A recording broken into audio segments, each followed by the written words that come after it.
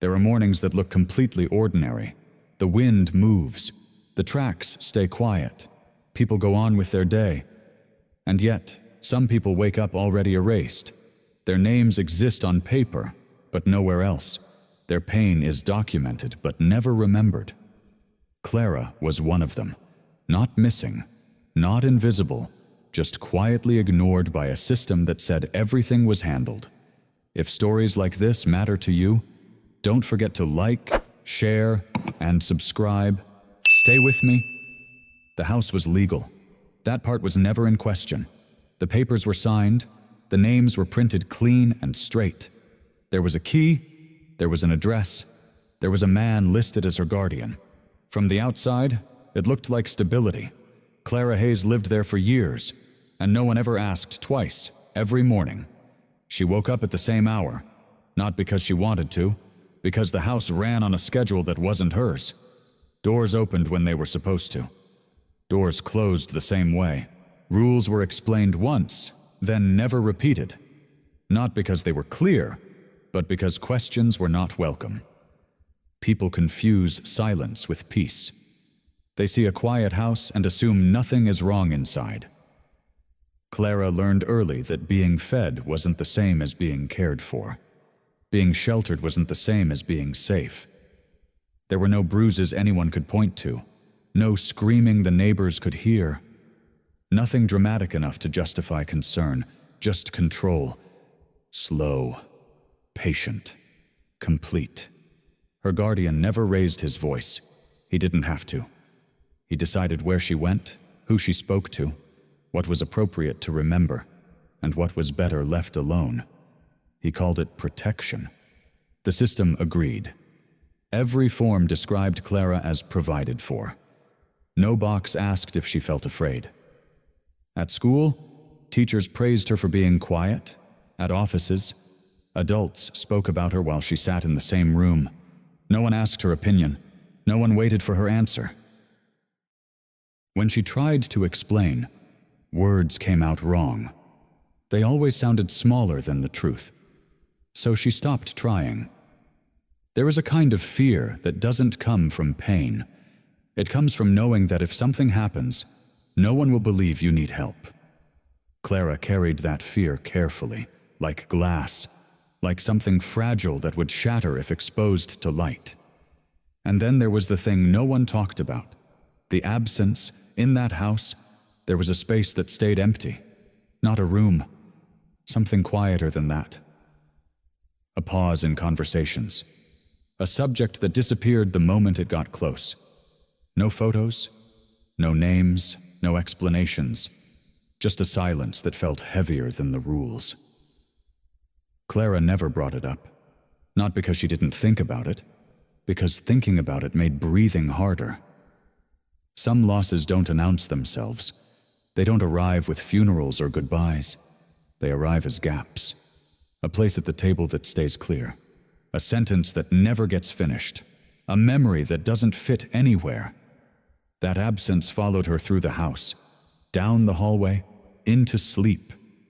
And still, the world outside kept moving. The mailbox filled with official letters. Appointments were scheduled. Everything was documented. From the system's point of view, nothing was missing. From Clara's, something was always gone. The most dangerous part wasn't what was done. It was what wasn't noticed. No one asked if she felt safe. No one asked what she needed. No one asked what she remembered. They saw a quiet girl in a legal home and assumed the story ended there. But silence doesn't mean nothing is happening. It often means everything is happening where no one is looking. And the longer no one asks, the harder it becomes to answer. There was something in that house that never moved. It wasn't furniture. It wasn't a room. It was the absence of something that used to take up space. Clara noticed it in small ways. An extra plate that never came out. A door that stayed closed even when the rest of the house was open. No one explained it to her. No one needed to. Some things are learned through silence. When paperwork was filled out, That absence wasn't listed. When officials visited, they didn't ask about it. They checked boxes, they nodded, they left. The house stayed quiet. At night, Clara lay awake listening to the wind move through the walls. The sound came and went, but the feeling stayed. There are losses that don't arrive with sirens. They don't announce themselves. They just leave a shape behind. That shape followed her through the day. When she walked down the hallway, when she washed her hands at the sink, when she counted her steps without realizing she was counting. Sometimes she reached for something without knowing what it was. Her hand would pause in the air, then drop back to her side. No one asked why. People like answers. They like timelines. They like clean explanations. But this wasn't something that fit into a sentence. It was something you felt in your chest when a room went too quiet. Something that made breathing feel slightly off, even on calm days. Clara never spoke about it, not because she was told not to, because saying it out loud would make it real in a way she wasn't ready for. There are truths that don't need to be denied. They survive just fine without words. When adults talked around her, she listened. They spoke in careful tones. They avoided certain subjects without ever naming them. She learned what not to ask. Time passed the way it always does. Slowly, then all at once. The absence didn't fade. It didn't grow louder either. It stayed the same, a steady weight, a quiet reminder that something had been taken, and no one had stayed long enough to notice. Clara carried it with her when she left the house, when she stood outside, when she watched the world move on as if nothing had changed. Some people lose things and are given room to grieve. Others lose things and are expected to keep going. She learned how to do that too. There was no ceremony for what was missing, no marker, no permission to pause, just a gap that shaped her days. That kind of loss doesn't scream, it waits. It shows up when you think you're fine, when you're almost safe, when you start to believe the past might finally stay where it is. And the hardest part wasn't not knowing how to explain it. It was knowing that even if she did, there were people who would say it wasn't enough to matter. Clara didn't need someone to tell her what was gone. She needed someone to notice the space it left behind. But no one did. Not yet. And if you've ever carried something like that, something without a name, something no one asked you about, you already know how heavy silence can be. Elias Crow lived by the tracks, not because he liked the noise, because the noise kept everything else quiet. Every morning, he walked the same stretch of rail, boots steady, eyes down. He checked bolts, straightened signs, reset things that had shifted overnight. Order mattered to him. Not the kind you talk about, the kind you keep with your hands busy and your mouth shut. People in town knew him as the man who fixed what broke and never stayed to explain how. They didn't ask questions. He didn't invite them. When Clara first saw him, he was working, bent over steel, sleeves rolled up, the chain of his pocket watch hanging loose, ticking softly against his hip. He didn't look up right away. That mattered. Most people stared. Some pretended not to. Elias did neither. He finished tightening the bolt, wiped his hands on a rag, then stepped back. "You can stay there," he said. "Not a question, not an order, just a boundary." Clara stayed. Days passed like that. Elias worked. Clara existed nearby. No sudden kindness. No speeches about safety or second chances. He didn't ask where she came from, didn't ask why she was quiet, didn't ask what she had lost. That silence felt different. It didn't press in. It didn't wait for her to perform. It simply stayed. When he handed her food, he set it down and stepped back. When he showed her where to sleep, he stood in the doorway and waited until she nodded. He never entered without knocking, even when the door was already open. At night, the wind ran along the tracks. Metal hummed, the old clock ticked. Clara slept with her shoes on at first. Elias noticed. He said nothing. Instead, he left a blanket folded at the foot of the bed, not touching her, not hovering, just there. That was how trust began, not with promises, with space. Elias fixed rails the way he lived, slow, methodical. He replaced what could be replaced, marked what couldn't. Some bends in the metal stayed. He didn't force them straight. Clara watched him from a distance.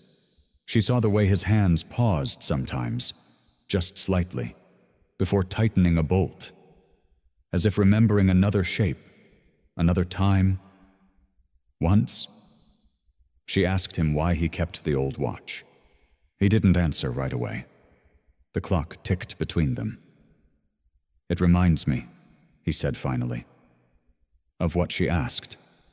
He looked down at the chain, of when to stop. That was all. Clara didn't push. She was learning the difference between silence that erased you and silence that made room. Elias never tried to fix her. He didn't tell her she was safe now, didn't say the past was over. He just kept the door unlocked, kept the same hours, kept his distance. Some nights, she sat on the steps and listened to the wind. Elias sat a few feet away, eyes on the horizon. They didn't talk. They didn't have to. Because for the first time in a long while, nothing was closing in. And if you've ever trusted someone not because of what they said, but because of what they didn't take, you know why that kind of quiet feels different. It doesn't promise anything, but it lets you breathe. The first sign wasn't his face. It was the letter. White envelope, official seal, her name typed clean at the top. Clara held it longer than she needed to. Paper had learned how to make her nervous. Elias read it without sitting down. He folded it once, then again. "They're asking questions," he said. Not angry, not surprised, just stating weather. The visit started after that. A car parked where no car usually parked. A clipboard. A smile that didn't reach the eyes. They asked about living conditions, schedules, documentation. They spoke slowly, like every word needed to sound reasonable. Clara stood nearby. No one spoke to her directly. "She's not listed here," one of them said. "Not accusing, just factual." Walter Pike's name was still on the records. Guardian, responsible party. A man who hadn't been around in months. Suddenly mattered again. That was how he came back. Not through the door, through the system. Clara saw him first at the edge of town, standing near the gas station, hands in his pockets, watching. He didn't wave, didn't approach, he didn't need to. His presence spread quietly, like a stain. That night, the wind changed, harder, colder. Elias locked the shed doors, checked the lights. Clara sat on the steps, arms wrapped tight. "Is he coming here?" she asked. Elias didn't answer right away. "He doesn't have to," he said. "They'll do it for him." Walter Pike knew how to wait. He filed complaints, made calls, used words like concern and non-compliance. He didn't mention fear, he didn't mention control. He talked about legality. The system listened. Another letter arrived, then another. Deadlines appeared. Appointments were scheduled. Clara's existence was reduced to a question mark. If she stayed quiet, things could slow down. If she kept her head down, maybe the attention would pass. That was the offer. Safety in exchange for silence. Elias watched her read the papers, watched her hands shake. "You don't have to decide tonight," he said. Clara nodded. But she didn't sleep. She lay awake listening to the tracks hum, the pocket watch ticking somewhere in the dark. Time moved forward whether she spoke or not. Walter came closer after that. Not inside. Never inside. He stood by the fence one afternoon, far enough to stay polite. "You don't look well," he said. Like concern was his right. Clara didn't answer. "You know how this works," he continued. "I'm still responsible for you." Elias stepped between them. Walter smiled. "Nothing personal," he said. "Just paperwork."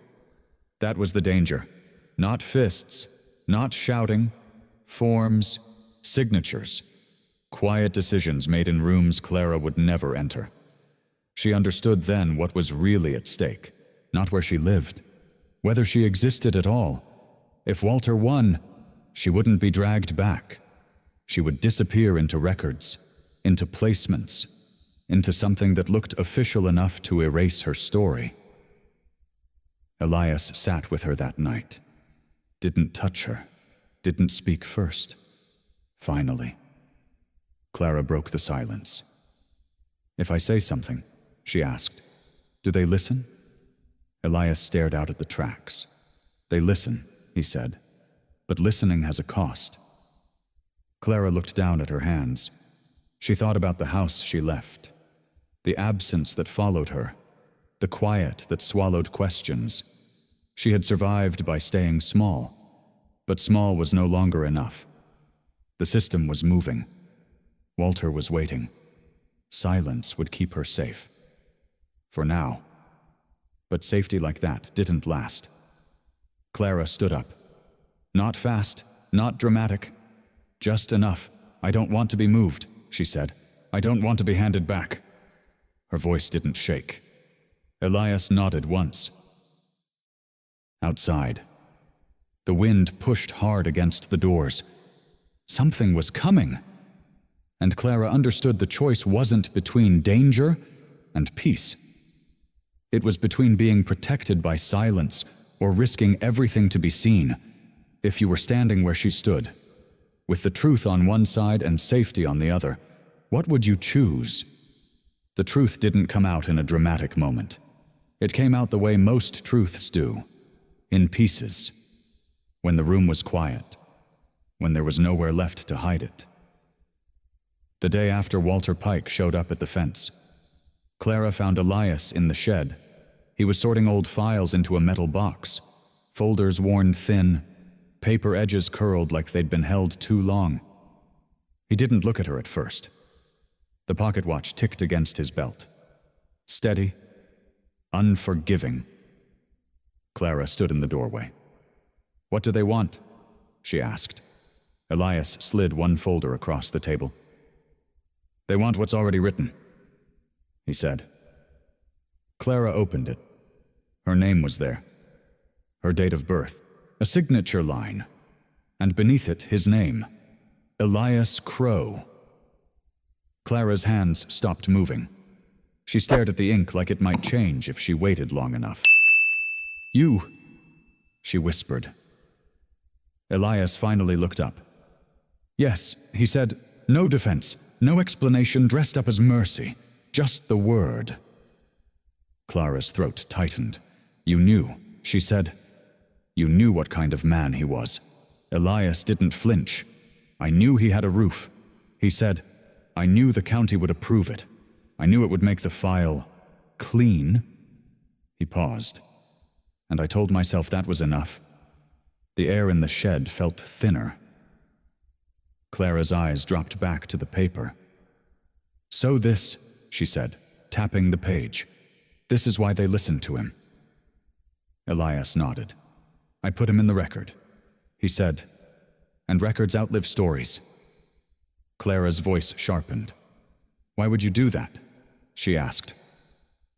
Elias exhaled slowly. "Because I was tired," he said. "Because the system was closing cases faster than it was saving people. Because I thought legal meant safe." He looked down at his hands.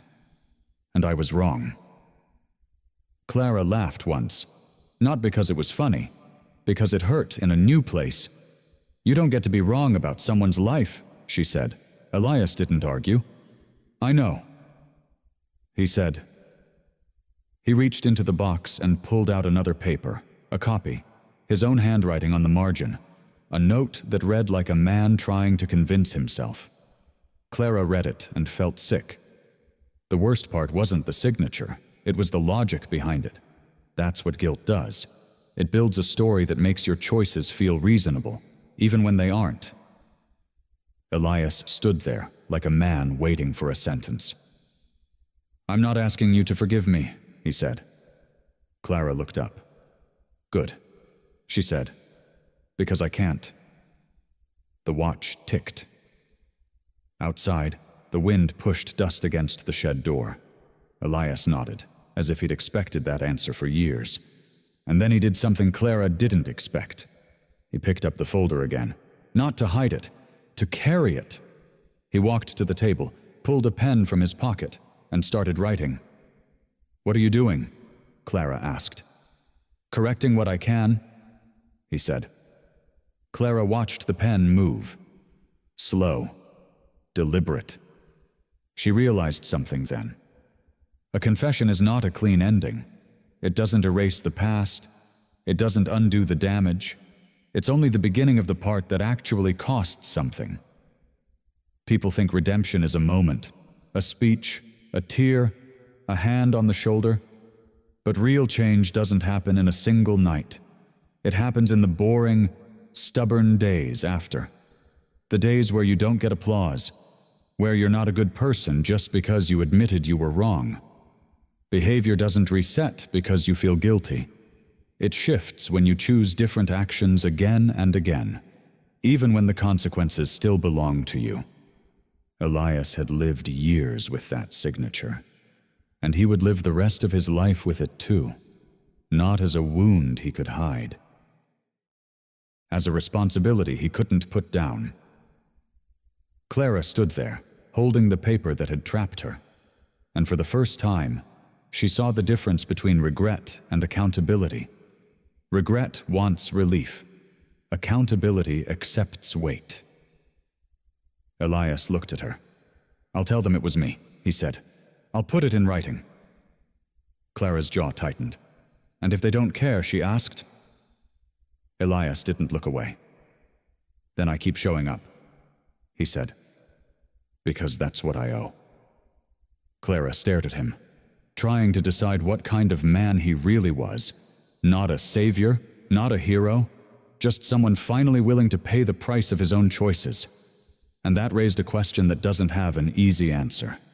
If the person who helped you breathe is also part of the reason you suffocated, what do you do with that? The arrest happened fast. Lights, voices, metal closing around wrists. Walter Pike didn't look surprised. He stood still as the cuffs clicked shut. Chain against bone. Final. Public. People watched from a distance. Some nodded, some turned away. Justice, in its simplest form, had arrived.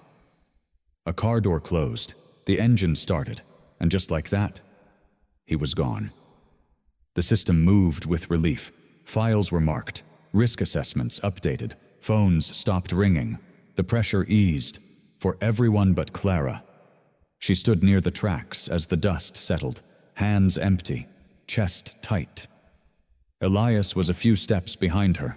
The pocket watch rested heavy in his palm. Tick, tick. "He won't come back," someone said. Like that should mean something. Clara nodded, but her body didn't hear it. At night, she waited for sounds that didn't come. Footsteps. A voice calling her name the wrong way. Her muscles stayed tense anyway. That's the part no one prepares you for. When the danger leaves, but your body doesn't. The law had done its job, but the memory didn't know that. Clara tried to sleep. The dark felt louder now. Without something to watch for, her mind filled the space. People expect relief after an arrest. They expect gratitude. They expect closure. But closure isn't something you're handed when handcuffs click shut. It doesn't arrive with sirens. It arrives slowly, or not at all. The next morning, Clara sat at the table with a cup she didn't drink from. Elias moved around the room quietly, didn't rush her, didn't fill the silence. "You're safe now," someone else said later that day. Clara heard the words. She didn't feel them. Safety is a future tense when your past still lives in the present. She walked outside. The wind carried the sound of metal far down the line, a loose bolt knocking softly, over and over. Elias followed and fixed it without being asked. Clara watched him work. There was a bullet on the workbench nearby. Old, spent, no longer dangerous, still there. Justice had removed the threat. It hadn't removed the imprint. The fear didn't disappear. It shifted. It showed up in how she flinched at sudden movement, in how she memorized exits without trying, in how silence felt different now. People congratulated her for being strong. They didn't see the hours afterward, the ones with no witnesses. No one told her that healing doesn't begin when the bad man leaves. It begins when the noise stops, and you're alone with what's left behind. That's the truth we avoid, because it's harder. Handcuffs can restrain a body. They can't restrain memory. Courts can close cases. They can't close chapters inside a person. Clara understood that now. She wasn't broken, but she wasn't finished. And she didn't owe anyone a performance of being okay. Elias sat nearby, winding his watch. Tick, tick. Time kept moving. Justice had done what it could. The rest was quieter, slower, and heavier. If you've ever reached the end of a battle and realized the real work starts after, you know why endings like this don't feel complete. So tell me when the cuffs come off your life and the system steps away. What are you left holding? Not everyone gets an Elias. Not everyone finds someone who stands between them and the door when the world starts closing in. Some people walk that road alone. Clara knew that. She stood by the tracks one evening, watching the sun fall behind the hills. The air had gone still, the kind of quiet that makes you hear your own breathing. Elias was nearby, fixing a sign that didn't really need fixing. He wasn't watching her. That mattered. Safety isn't always someone standing in front of you.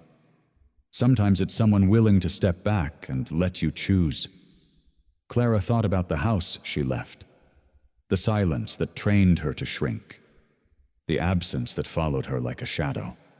None of that disappeared just because one man stayed. And maybe that's the point. Healing doesn't begin because someone saves you.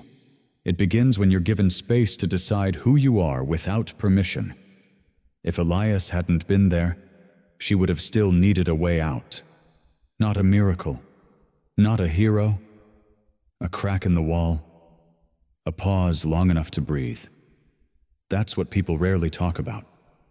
The idea that survival doesn't always look brave.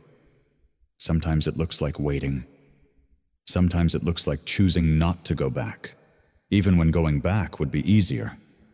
Clara didn't forgive everyone involved. She didn't have to. Forgiveness isn't a requirement for moving forward. It's a choice, and some choices are earned, not demanded. She learned that it was okay to carry anger without letting it steer, okay to remember without reliving, okay to say no without explaining why. The world likes clean endings, smiles, resolutions that fit inside a sentence, but real endings are quieter. They happen when you stop apologizing for surviving, when you stop waiting for someone else to validate what you lived through. Clara walked a few steps down the line. The gravel shifted under her boots. She didn't look back. Elias checked his watch, wound it once. Let time move on. Some gates are locked from the outside. Others are held shut by fear.